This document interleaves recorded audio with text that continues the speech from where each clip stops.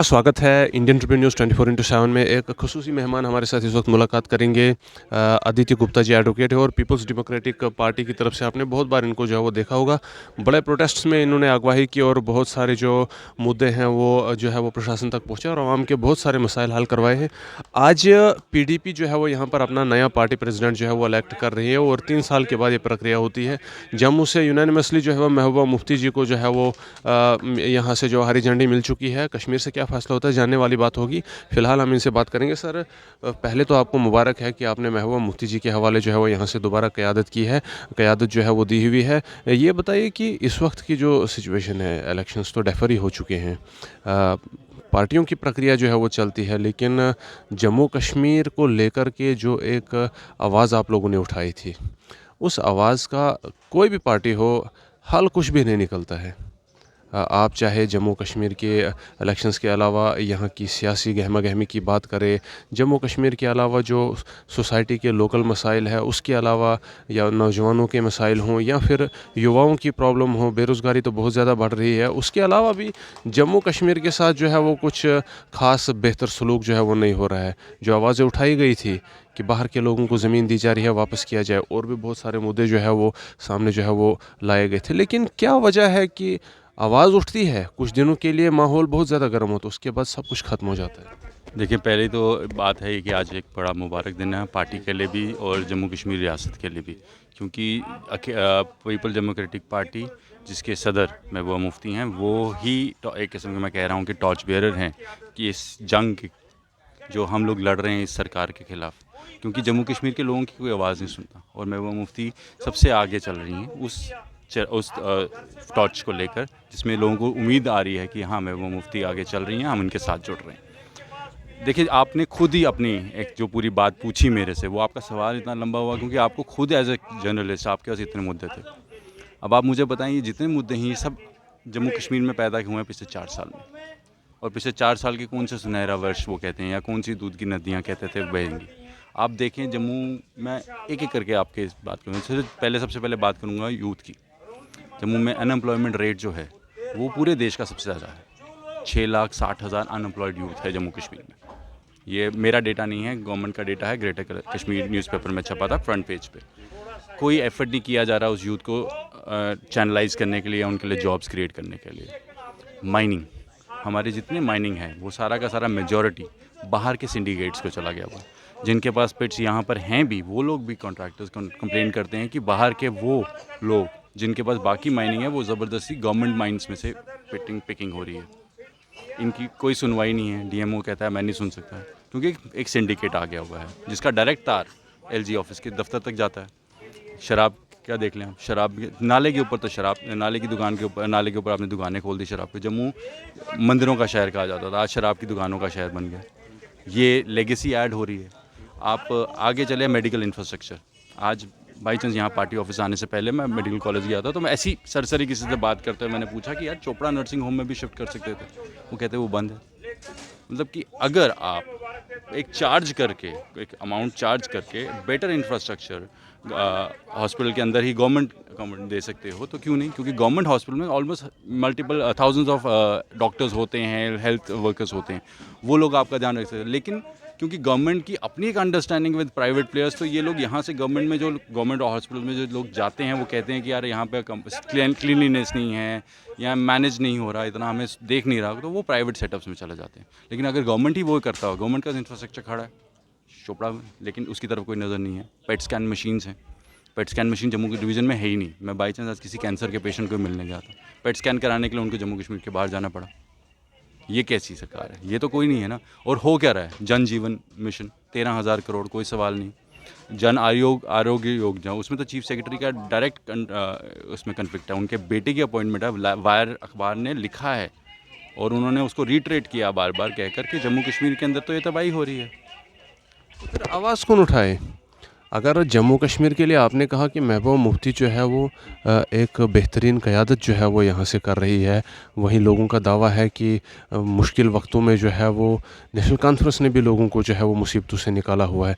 अगर ये जो यहाँ की मायानाज़ पार्टी है, जिनके साथ यहाँ की सियासी हिस्ट्री जो है वो जुड़ी हुई है, जब यही मामलात हल नहीं करवा रहे हैं, तो क्या फ़ायदा होगा अगर मीडिया में बार-बार ये बातें बोली जाएँ या बार-बार इस पर आवाज़ उठाई जब इसका हल नहीं निकलता है? ऐसा तो नहीं है कि कोई पॉलिटिकल पार्टी अगर गवर्नमेंट को कोई अपनी तरफ से जो है वो सुझाव रखे तो वो उसका जो है वो समाधान ना निकाले, वजह क्या है? देखिए, ये गवर्नमेंट ऑफ इंडिया इस टाइम पे करप्ट गवर्नमेंट है। वो साफ साफ दिखा रही है, वो इलेक्शन कमीशन सिर्फ जम्मू कश्मीर इलेक्शन नहीं कराना चाहते। लोगों के इश्यूज़ कैसे सेटल होंगे? लोगों के इश्यूज़ तब सेटल होंगे जब लोगों की नुमाइंदगी होगी। यहाँ पे इम्पोर्टेड गवर्नमेंट आई हुई है यूपी की, गाज़ीपुर का एलजी लाकर आपने रखा, वो उनकी एडमिनिस्ट्रेशन सारी इम्पोर्टेड है। लोगों के साथ कोई कनेक्ट नहीं है। हम लोगों के इश्यूज़ लेके जाते हैं, उनको लगता है ये पॉलिटिकल पार्टी, इसलिए हम उनकी बात मानेंगे नहीं। इलेक्शन यहाँ पे हो नहीं रही। Democratic the very idea of India is being murdered in Jammu and Kashmir. This is no normalcy. क्या रीज़न होगा? क्यों ये सुतीला सलूक जो है वो जम्मू कश्मीर की आवाम के साथ मरकज़ करेगा? कोई तो रीज़न आपको दिखता होगा। देखिए, ये साफ-साफ दिखता है कि बीजेपी का माइंडसेट है। उनको लगा कि वो यहाँ पे सियासी, उनका हर चीज़ पॉलिटिकल होता है कि उनको सरकार में कितनी सीटें में, उनको दिख रहा है यहाँ पे इलेक्शन कराएँगे, हम सरकार नहीं बना पाएँगे। वो उस चीज़ को अवॉइड करने के लिए हम लोगों की बलि दे रहे हैं। बिकॉज़ इनका क्या है माइंडसेट है, इनके लिए परवाह नहीं है। इनके लिए अपने आप से बड़ा कोई चीज़ नहीं है। ये देश इम्पोर्टेंट नहीं है, इनके लिए स्टेट इम्पोर्टेंट है। क्या सेपरेटिज़्म जो है वो जम्मू कश्मीर के अंदर, जिसके जड़ें जो है वो बहुत पहले से जो है वो गाड़ी गई थी, शायद बाहर की ताकतें उसके पीछे उनका हाथ था, जो जिसकी बदौलत जम्मू कश्मीर में टेररिज्म भी फैला। क्या ये एक रीज़न हो सकता है आपकी नज़र में जिसकी बदौलत जो है वो नहीं?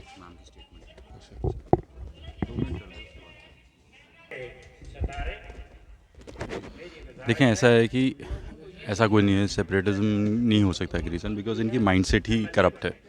इनका माइंडसेट पॉलिटिकल है। मैंने आपको पहले भी बोला, अगर कोई सरकार, कोई जगह इनको वोट नहीं देती है तो ये उसके बारे में बुरा प्रोपेगेंडा करते हैं और उसको हैम्पर करते हैं। आप दिल्ली देखते हैं, दिल्ली ने रिपीटेडली इनको सपोर्ट नहीं दी। इलेक्शंस हुई हैं, वहाँ पे आम आदमी पार्टी बनी। उन्होंने ऐसा कानून लिया जिसमें कंट्रोल ही उनका हो। जम्मू कश्मीर में भी वही है। सो ये उनकी मानसिकता है। They want a control and they want an authoritative control. Recently देखा गया था कि फ़लस्तीन की सपोर्ट में जो है वो फ़लस्तीन का झंडा जो है वो उठाया गया था। Probably party president Mehbooba Mufti जी के द्वारा है, तो उस पर काफ़ी तनकीद का सामना करना पड़ा उनको। क्या इस बात से हम मान सकते हैं कि अगर जम्मू कश्मीर की सिचुएशन पर कंट्रोल नहीं है पूरी तरह से, तो बाहर के मुल्कों का झंडा जो है वो हाथ में लेकर के कहीं न कहीं क्राउड को जो है वो भड़काने की एक जो है वो उमंग महबूबा मुफ्ती जी जो है वो अपने अंदर रखती है? देखें, इसके अंदर तीन है। पहली चीज़ ये है कि सेंट्रल गवर्नमेंट ऑफ इंडिया का स्टैंड क्या ऑफिशियल, वो ये है फ्री पैलेस्टीन स्टेट। वही अटल जी भी कहते थे 1973 से, वही गवर्नमेंट ऑफ इंडिया का स्टैंड था। तो जो मैडम कर रही थी वो गवर्नमेंट ऑफ इंडिया का स्टैंड को ही स्पॉन्सर कर रहे थे। हमने किसी और को स्पॉन्सर नहीं किया, किसी और चीज़ को नहीं। जो गवर्नमेंट ऑफ इंडिया का स्टैंड, हम उसी को कर रहे हैं। वो बीजेपी को दिक्कत है गवर्नमेंट ऑफ इंडिया के स्टैंड के साथ खड़े होने में, तो हम पे सवाल कोई नहीं उठाए उस मामले में। देखा जाए कि फ़लस्तीन में तो बहुत ज़्यादा नुकसान हो रहा है इस वक्त, जो हो रहा है वहाँ पर पूरी दुनिया उसकी निंदा कर रही है, लेकिन इस वक्त देखें तो मेजॉरिटी जो है वो जितने भी व्यूज़ आ रहे हैं इस वक्त, ऐसा लगता है कि भारत जो है वो इज़राइल का पक्ष लेने के इसमें है।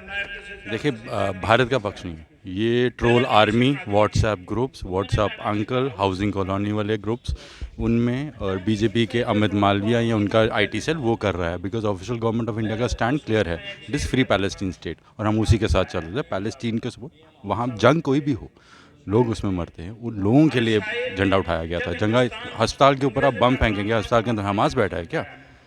अस्पतालों के अंदर का तेल चाहेगा तो उससे उनका वेंटिलेटर चलेंगे क्या? वो किसी के खिलाफ की बात है? किसी के खिलाफ की बात नहीं है।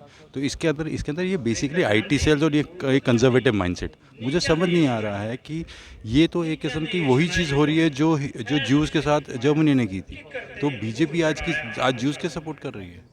जब जूस ये चीज़ कर रही है या इसराइल ऐसी चीज़ कर रही है, और अगर आप जूस को भी कहना नहीं चाहिए, बिकॉज इसराइल के अंदर टेल अवीव में जूस ने भी प्रोटेस्ट किया जिस किस्म की बॉम्बार्डमेंट गाजा के ऊपर की जा रही है। काफ़ी हद तक सिमिलरिटीज़ दिख रही है इस वक्त फ़लस्तीन इसराइल के बीच, और जो जम्मू कश्मीर के अंदर माहौल क्रिएट हो रहा है, ये एक वहम है या हकीकत में जो है वो जम्मू कश्मीर अब उसी ट्रैक की तरफ जा रहा है? नहीं, देखिए, ऐसा है कि हम आज भी एटलीस्ट इतना विश्वास करता है कि अपोजिशन इतना सेंसिबल है कि वो इस किस्म की बेतुकी चीज़ों में जाएगा नहीं। सरकार के अंदर ऐसे माइंडसेट्स हो सकते हैं, बीजेपी के ऐसे तबके हो सकते हैं, because they have a history, there are not constructive people, they are destructive people. तो डिस्ट्रक्टिव माइंडसेट का हो सकता है, लेकिन एज फार एज अपोजिशन, जब तक अपोजिशन अवेलेबल है इस देश में, जब तक कॉन्स्टिट्यूशन खड़ा है, ऐसी चीज़ें एटलीस्ट हिंदुस्तान में नहीं हो सकती। आज आपकी पार्टी की प्रेसिडेंट भी जो है वो दोबारा मुंतखब है। महबूबा मुफ्ती जी को दोबारा 3 साल के लिए जो है वो आपने प्रेसिडेंट मुंतखब किया। क्या रहेगा प्राइम एजेंडा पीडीपी का जम्मू कश्मीर को लेकर इस वक्त, जैसे कि पहले आर्टिकल 370 और रेस्टोरेशन ऑफ स्टेटहुड था? देखिए, आर्टिकल 370 जो है वो लीगल और पॉलिटिकल दोनों फाइट्स हैं विच आर गोइंग ऑन। दोनों फाइट्स ही आज ऑन है ही हैं। वो मुद्दे हैं ही हैं। उससे इम्पोर्टेंट ये भी है कि कॉन्स्टिट्यूशनल वैल्यूज़ रिस्टोर की जाए, राइट ऑफ फ्रीडम एक्सप्रेशन। आज कोई जर्नलिस्ट सवाल नहीं उठा सकता, जो अगर सवाल उठाता है उसको पीएसए के अंदर कर दिया जाता है। ट्रेडर कोई सवाल पूछता है उसको अंदर कर दिया जाता है। अगर आप बीजेपी के अंदर चले जाओ तो आपसे सवाल, तो आप क्लियर हो जाते हैं। तो वो उस किस्म के जो माइंडसेट है, उस किस्म की जो जिसके अथॉरिटेरियन एटीट्यूड है गवर्नमेंट का, उस चीज़ को हटाना और लोगों के मुद्दे उठाते रहना, ये हमारा प्राइम है। हम लोग अपने ग्राउंड पे काम करते रहेंगे, हम लोगों के मुद्दे उठाते रहेंगे, इररिस्पेक्टिव ऑफ द फैक्ट कि गवर्नमेंट को कितना बुरा लगता है, बिकॉज हम अकेली जमात है जम्मू कश्मीर में जो सवाल उठा रही है। सिविल सेक्टर में युवाओं के लिए जो पीपल्स डेमोक्रेटिक पार्टी के पास कोई एजेंडा है जहां पर युवाओं को जो है वो बिज़ी किया जा सके? फॉर एग्ज़ाम्पल सिविल सेक्टर में नौकरियों के अवसर मिल सके, या बाकी जो डे टू डे अर्निंग है वो युवा जम्मू कश्मीर का जहां से जो है वो आपको लगता है अर्न कर सकता है। क्या पीडीपी ऐसा कोई एजेंडा रखती है? देखिए, जब इलेक्शन डिक्लेयर होंगे, हमने ऑलरेडी उसमें वर्कआउट करके रखा है। We put forwarding that kind of agenda and we are in a way, अपने तरीके से हम उस एजेंडा को परस्यू करते भी रहते हैं डिफरेंट नोशंस पे। हम ब्रॉडर पिक्चर ऑब्वियसली गवर्नमेंट का शेयर कर चुके हैं एक दो बारी, हमने उनको सजेस्ट भी किया अलग अलग किस्म की changes that are required. But government के बेसिकली ये है कि गवर्नमेंट की प्रायोरिटी यूथ है नहीं। गवर्नमेंट की प्रायोरिटी जम्मू कश्मीर का कोई भी वासी नहीं है। उनकी प्रायोरिटी है पंजाब, यूपी, गुजरात, वहाँ से ट्रेडर्स, वहाँ के लोग, उनके लिए वो कर रहे हैं। तो यहाँ हमारे पास फुल फ्लेज एजेंडा है, लेकिन गवर्नमेंट की नीयत में खोट है। और एजेंडा, रिसोर्सेज, सब कुछ गवर्नमेंट के पास अवेलेबल है, उनकी नीयत ख़राब है। 2016 में देखा गया कि जम्मू कश्मीर के अंदर हालात जो है वो काफ़ी हद तक जो है वो डिस्टेबलाइज़ हुए। उसके बाद चलते चलते 2019 के बाद जो है वो और ज़्यादा जो है वो डिस्टेबलाइजेशन की तरफ जो है वो जे.एंड.के गया। फिर कोरोना की भी जो है वो एक बहुत बड़ी मार आई, और उसकी बदौलत भी जम्मू कश्मीर की जो एक पेस है वो काफ़ी हद तक जो है वो धीमी हो गई। इस अरसे में, ये जो अरसा गुजरा, इसमें कई नौजवान जो है वो ओवरेज हो गई। आपको खुद भी मालूम होगा, कई नौजवान ओवरेज हो गए, वो नौकरियों के लिए फॉर्म नहीं भर सकते, एग्ज़ाम नहीं दे सकते, वो शायद लाखों में होंगे। उन नौजवानों का मुस्तकबिल आपको क्या लगता है, वो सही है, या वो लोग जो है वो अब बर्बादी हो चुके हैं, या कहीं परवान चढ़ चुके हैं वो? देखिए, ऐसा है कि ये मैंने आपको खुद ही बताया था, 6,60,000 अनएम्प्लॉयड यूथ की नंबर है जम्मू कश्मीर में। और गवर्नमेंट ये बेसिकली ओवर एज जहाँ जहाँ यूथ हुआ भी है या नौकरियाँ नहीं निकली, वो इसलिए नहीं आई हैं क्योंकि गवर्नमेंट ने नौकरियाँ इंट्रोड्यूस ही नहीं की। उनकी पॉलिसीज़ ऐसी रही कि गवर्नमेंट नौकरियाँ नहीं कर पाई। जहाँ पे उन्होंने की भी, वहाँ पे स्कैम्स आ गए। सब इंस्पेक्टर के स्कैम हो गया, फिर एपटेक वाला। आपने ऐसी क्या ज़िद है कि आपको एपटेक से ही पेपर करवाना है? There has to be something, कोई मतलब कि वजह। आपको यूथ का देखना है, आपको देखना है कि उनके एग्ज़ाम सही टाइम पे हो जाए, प्रोसेस सही हो। आप एप्टेक के ऊपर का सवाल उठे हैं और आपको पता भी है कि वो ब्लैक लिस्ट कंपनी, आप किसी और को करें। तो उस तरीके से आप इसको मैनेज करें, लेकिन उन्होंने मैनेज करना है तो नीयत में, मैंने कहा ना आपको, यहाँ पे this no idea. The idea is, LG साहब का वही है कि वो इम्पोर्टेड सरकार, इम्पोर्टेड एडमिनिस्ट्रेशन है पूरी की पूरी, और इम्पोर्टेड बिजनेसमैन लाकर यहाँ से सारा का सारा जो हमारे रिसोर्सेज हैं उसको ड्रैग आउट किया जा रहा है। बात करने के लिए बहुत बहुत धन्यवाद। हमारे साथ एडवोकेट गुप्ता साहब थे। हमने ब्रीफली जो है वो इनसे कुछ जम्मू कश्मीर के जो कुछ इस वक्त प्राइम मुद्दे उनसे रिलेटेड जो है वो बातचीत की, और इनके विचारधारा जो है वो जानने की कोशिश की। आज हम पीडीपी के हेडक्वार्टर्स में यहाँ पर जम्मू में मौजूद है, और यहाँ पर दोबारा से आज जो है वो 3 साल के बाद पार्टी के प्रेसिडेंट के इलेक्शंस चल रहे थे, जिसमें यूनानिमसली महबूबा मुफ्ती जी को दोबारा जो है वो 3 साल के लिए जम्मू डिवीज़न से जो है वो हरी झंडी मिल चुकी है। और वहीं इसी किस्म की खबरें जो है वो श्रीनगर डिवीज़न से भी आ रही है, यानी दोबारा से महबूबा मुफ्ती जी को जो है वो 3 साल के लिए पार्टी का प्रेसिडेंट जो है वो मुंतखब कर दिया गया है, और दोबारा से जो है वो अपनी सरबराही की तरह ही जो है वो अपनी ही जो सरबराही में पीडीपी की सर्विसेज जो है वो इसमें अंजाम देते रहेंगी। इस इंटरव्यू में फ़िलहाल के लिए इतना। इस बारे में आप भी अपनी विचारधाराएँ जो है वो कमेंट सेक्शन में जो है वो साझा कीजिए। चैनल को फॉलो और सब्सक्राइब भी करें, न्यूज़ को ज़्यादा से ज़्यादा शेयर करें। तब तक के लिए दीजिए इजाज़त। जय हिंद।